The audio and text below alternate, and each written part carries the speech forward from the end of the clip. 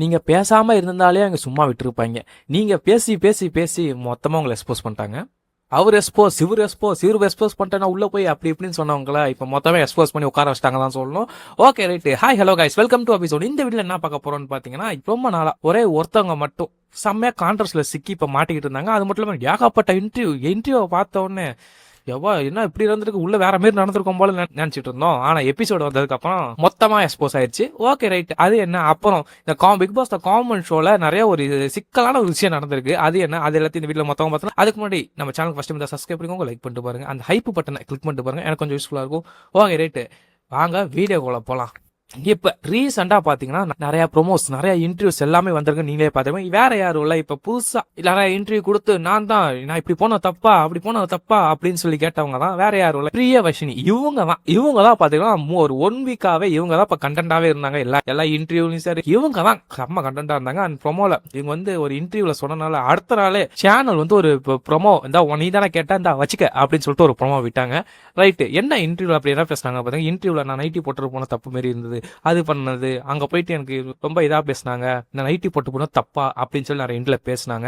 அதுக்கப்புறம் இன்னொன்னு சொன்னாங்க, முடிஞ்சா என்னோட எபிசோட ஃபுல்லா போட்டு போக சொல்லுங்க சேனலை அப்படின்னு சொல்லிட்டாங்க. அவங்களுக்கு ஃபுல்லா தானே கேட்கற, இது உனக்கு இருக்குன்னு சொல்லிட்டு அடுத்த நாள் நைட்டே பார்த்தீங்கன்னா ஒரு ப்ரோமோ ரிலீஸ் ஆகுது. அந்த ப்ரோமோல இவங்க என்னென்ன பேசினாங்க நீங்களே பார்த்துருப்பீங்க. அதுக்கப்புறம் டெய்லி இவங்களை பத்தி ஒரு ப்ரோமோ வந்துகிட்டே இருந்தது. ப்ரோமோல காட்டியாச்சு, கொஞ்சம் வாங்க எபிசோட்ல காட்டுறேன்னு சொல்லிட்டு இன்னைக்கான எபிசோட்ல அவங்களோட இதான் வந்துச்சு.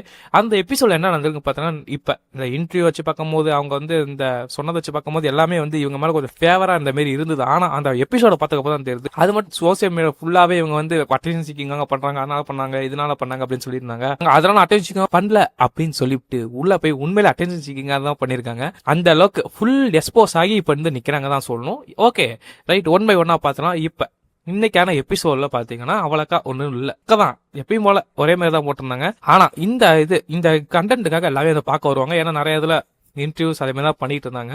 அதனால இவங்களோட கண்டென்ட் இன்னைக்கு வந்ததுக்கு அப்புறம் சொல்றாங்க, நான் இப்படி வரது பிரச்சனையா, உங்களுக்கு அப்படி வரது பிரச்சனையா, ஏன் நைட்ல வரீங்க அப்படி இப்படின்னு சொல்லிட்டு ப்ரோமோலே கொஞ்சம் பிட்டு காட்டினாங்க. ஆனா ப்ரோமோல ஓட்டினது இங்க காட்டல. இங்க காட்டினாங்க இன்னும் ஓவரா எக்ஸ்போஸ் ஆயிருப்பாங்க இவங்க. ஏன்னா ப்ரோமோல சில வார்த்தைகள் பேசுனாங்கல்ல, நான் நைட்டி போட்டு தான் வந்திருக்கேன் இல்லாட்டி அப்படின்னு சொல்லிட்டு நிறைய வார்த்தை பேசினாங்க. அதெல்லாம் அந்த எபிசோட்ல போடல. அதுக்கப்புறம் இதெல்லாம் பேசிதாங்க, நான் அட்டென்ஷனுக்காக பண்ணல, இது காமன் மேன் ஷோ தானே, காமன் மேன் ஷோனா காமனா நான் வீட்டுல இப்படிதான் இருப்பேன், அதனால தான் இப்படியே வந்துட்டேன் அப்படின்னு சொல்லி சொல்றாங்க. அதுக்கு ஜட்ஜஸ் ஓகே காமன் மேன் ஷோனா இப்படியேதான் வந்துடுவீங்களா அப்படின்னு சொல்லிட்டு நீங்க காலேஜ் போறப்போ இப்படிதான் போனீங்களா அப்படின்னு சொல்லுவாங்க. ஜட்ஜஸ்னா ஓகே ரைட் சரி ட்ரெஸ் மாத்திட்டு வரீங்கன்னு கேட்டவொடனே இல்ல எனக்கு இதான் கம்ஃபர்டபுள், இதான் போட்டு இருப்பேன், இதான் நான் இதுக்கு மேல எதுவும் இல்லை, இதான் நான் அப்படின்னு சொல்லி சொன்னாங்க. இப்பதான் ஒரு சாரியான ஒரு சமம். பக்கத்துல இவங்க எப்பயுமே 2 பேர்த்த தான் உள்ள விட்டு இருந்தாங்க. பக்கத்துல இன்னொரு கண்டஸ்டன்ஸ் கமலி, இவங்க பாத்தீங்கன்னா மொத்தமா எக்ஸ்போஸ் பண்ணி விட்டாங்க அவங்கள. இவங்க எப்போ எக்ஸ்போஸ் ஆனாங்க, இவங்க சொல்லி எக்ஸ்போஸ் ஆகல, ஸ்டார்டிங்ல எக்ஸ்போஸ் ஆயிட்டாங்க.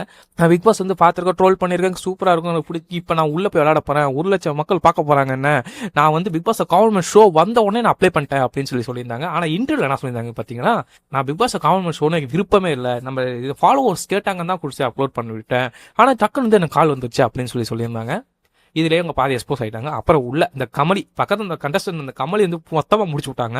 இவங்க அந்த எல்லாமே கண்டஸ்டன்ட் ஒரு இடத்துல உட்காந்துருப்பாங்க, அந்த இடத்துல சொல்லியிருக்காங்க, நான் ட்ரெஸ் மாத்திக்கிட்டோம், எனக்கு கம்ஃபர்டபுளாவே இல்லை, இது என்ன பண்றது அப்படின்னு சொல்லிட்டு எல்லாமே நல்லா பர்ஃபெக்டா இருக்கீங்க, நான் மட்டும் தான் கொஞ்சம் இதா இருக்கேன், நான் போய் ட்ரெஸ் மாத்திட்டு வந்துடுறேன் அப்படின்னு சொன்னோன்னே ஒரு சில பேர் ஃபர்ஸ்ட் டாஸ்க்ல இருந்து இவங்க எல்லாமே இதெல்லாம் கேட்டுறாங்க. ஆனா இவங்க பாத்தீங்கன்னா ஓகே இப்பயே போறலாம், இவங்க எப்படின்னா பேசிக்கிட்டு இருந்தாங்க அப்படின்னு சொல்லிட்டு கமலி மொத்தமா போட்டு உடச்சு விட்டாங்க.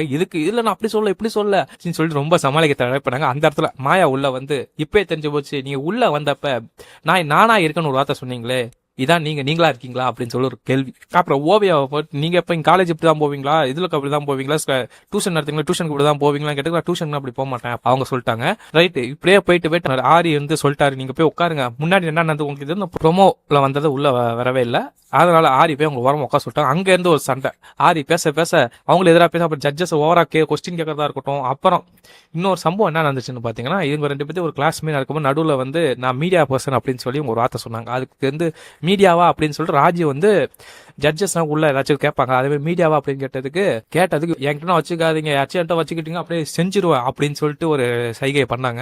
இதனால பாத்தீங்கன்னா ராஜுக்கு செம்ம கோவம், ஆதிக்கு செம்ம கோவம், ஓவியாக்கும் கோவம், அப்புறம் மொத்தமா மாயை வந்து போட்டு டப்பு டப்புன்னு உடச்சு விட்டாங்க. இதேதான் தெலுங்கு த கவர்மெண்ட் ஷோ, ஐ மீன் அக்னி பரிசு ஷோல போன விஷயம் வந்து இப்பதான் நடந்துச்சு. அவங்க உள்ள போய் இதே மாதிரி தான் சம்பவம் ஏதோ பண்ணிட்டு இருந்தாங்க, அதே மாதிரி நீங்க ட்ரை பண்றீங்களா, அதை பார்த்து என்ன காப்பி பண்றீங்களா அப்படின்னு சொல்லி கேட்க, இல்ல அப்படி பண்ண அந்த பிசை பார்க்க மாட்டேன், அதை பார்க்க மாட்டேன் அப்படின்னு சொல்லிட்டு இவங்க சொல்ல மொத்தமா எக்ஸ்போஸ் ஆகி நிக்கிறாங்க. இவங்க உள்ள வந்ததுல இருந்து ஜட்ஜஸுக்கு சுத்தமா மரியாதை தரவே இல்லை. ஜட்ஜஸ் கேட்கறாங்க, அவங்க அப்படி பேசுனாங்க, நீங்க அப்படி வந்து நிக்கிறீங்க, உங்களை நான் அப்படி கேட்கறானா. அதுக்கப்புறம் ஜட்ஜஸ் செம்ம காண்டாயிட்டாங்க, மொத்த ஜட்ஜஸ் உங்க மேல காண்டாயிட்டாங்க. ஏன்னா அப்படி இருக்கு, அப்படிதான் பேசிக்கிட்டு இருந்தாங்கன்னு சொல்லணும். உள்ள வந்து இவங்க வந்து ஓப்பனா சொன்னாங்க, அட்டென்ஷன் சீக்கிங்காக தான் வந்திருக்காங்க, இப்படி போனா கொஞ்சம் பிரபலமாகும் அப்படின்னு சொல்லி தான் சொல்லிட்டு இருக்காங்க. அதுவும் உங்களுக்கு கிடைச்சிருச்சு. என்னன்னு பாத்தீங்கன்னா, இதை பார்த்த உடனே வெளில இன்டர்வியூ கொடுக்கறது என்ன, ஒரு குரூப்பே சேர்ந்துக்கிட்டு, இந்த வீட்டான இந்த ரெட் கார்டு கொடுத்த குரூப்பே சேர்ந்துக்கிட்டு ஒரு இது கொடுத்துருக்காங்க. என்ன பண்றது, இனிமேல் பாருங்க, இனிமேல் எல்லா இன்டர்வியூ வந்து கலெக்ட் பண்ணி எடுத்து போட்டா இப்ப அடி நடிக்க போனாங்கன்னு சொல்லணும். அது மட்டும் இல்லாம இன்னொன்னு கடைசியில இவங்களுக்கு வந்து சரி எண்ட் ஆஃப் ஜர்னி கொடுத்தப்ப ராஜு வந்து செம்மகாண்டு, ராஜு முடிஞ்சு பேசல அப்படியே தெரிஞ்சது, பிடிச்சி கலாய்ச்சிக்கிட்டே இருந்தாரு. அவர் போற வரைக்கும் வாங்கி கொடுக்கறது வரைக்கும் அப்படின்னு சொல்லிட்டு கலாய்ச்சிக்கிட்டே இருந்தாரு. இப்ப லாஸ்டா வெளியில போய் வருங்க இவங்க என்ன சொன்னாங்கன்னு பாத்தீங்கன்னா, எனக்கு ஜட்ஜஸ் மரியாதையே தரல, நான் வந்து எனக்கு ஜட்ஜஸ் சாரி கேட்டாதான் நான் வந்து இங்க இருந்து போவேன், எனக்கு ஜட்ஜஸ் பேசுறது பிடிக்கல அப்படின்னு சொல்லிட்டு இருக்காங்க. இதே அவங்க கேட்டிருந்தாங்கன்னா என்ன பண்ணிருப்பாங்க, அவங்களுக்கு மரியாதை கொடுத்தாங்களா? உள்ள போனது வந்து ஒவ்வொருத்தரா அந்த ராஜு வந்து அப்படி என்கிட்ட வச்சுக்கிட்டா அப்படி செஞ்சிடும் அப்படின்னு சொன்னதா இருக்கட்டும், அப்புறம் வந்து எல்லாத்திட்டையும் அப்புறம் இது நான் நைட்டி போட்டு தானே வந்திருக்கேன் அப்படின்னு சொல்லிட்டு ஷோங்கிறத மறந்துட்டு இவங்க பேசியிருப்பாங்க போல, அந்த அளவுக்கு பேசிட்டாங்க. அது மட்டும் இல்லாம நானா சாரி கேட்டல, இப்ப என்ன எனக்கு அவங்க சாரி கேட்க மாட்டாங்க அப்படின்னு சொல்லிட்டு இருக்காங்க.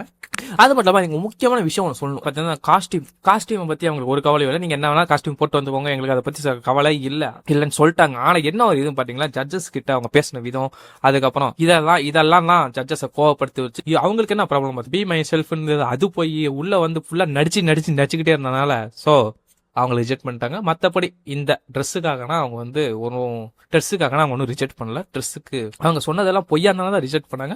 ஓகே ரைட்டு, இதுக்கு மேல இன்னும் நடந்திருக்கு. ஷோ வந்து ரொம்ப மொக்கையா தான் போயிட்டு இருக்கு, அது வேற ஒரு மாற்று கருத்தே இல்லை. அது மட்டும் இல்லாமல் ஜட்ஜஸும் எப்படி செலக்ட் பண்ணாங்கன்னு தெரியாம செலக்ட் பண்ணிட்டு இருக்காங்க.